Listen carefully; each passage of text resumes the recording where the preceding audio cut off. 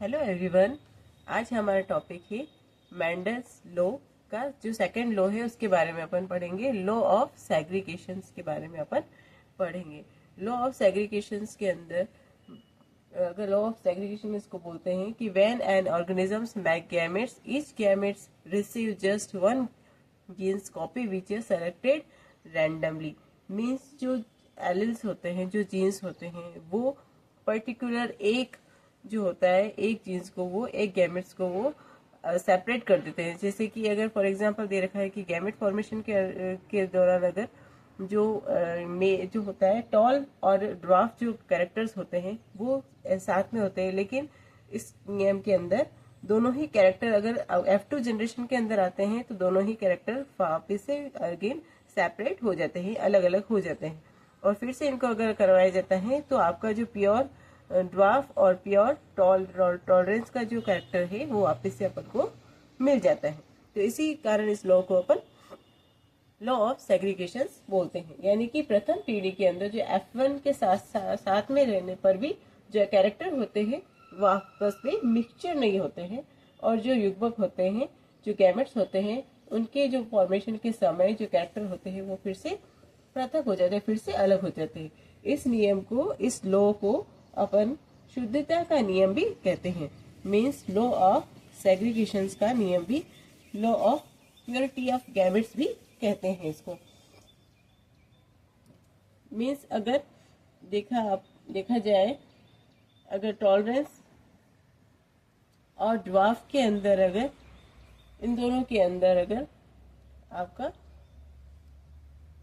करवाया जाता है तो अपन को जो मिलती है जनरेशन टी और टी, यानी कि टॉलरेंस की मिलती है, लेकिन ये होता है हाइब्रिड टॉलरेंस, जिसमें जो कैरेक्टर होते हैं वो टॉलरेंस के जो होते हैं वो प्रभावी होते हैं और स्मॉल कैरेक्टर जो होते हैं वो अप्रभावी होते हैं।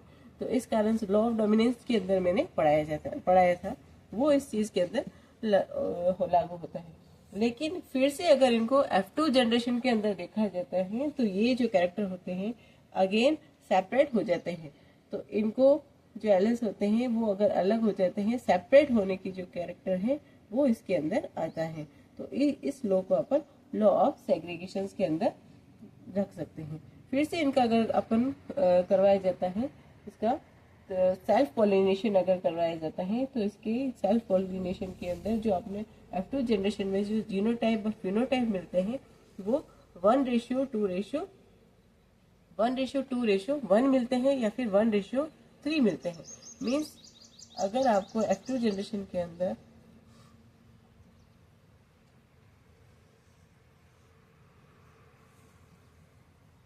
करवाया जाता है आपका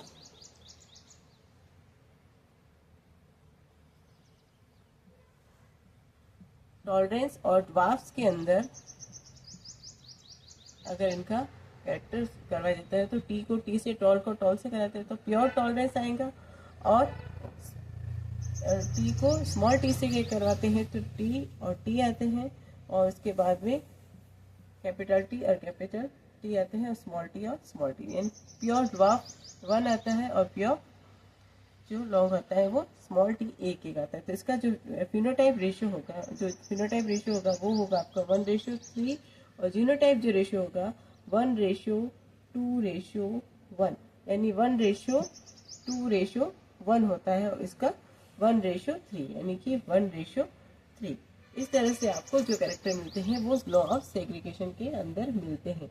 मीन्स एलिस जो अपने कैरेक्टर को वापस से F2 जनरेशन के अंदर बता देते हैं, तो इसको लॉ ऑफ प्योरिटी भी कहते हैं। During the formation of gametes the two alleles of for a particular trait separate from each other so that each gamete carries on one allele.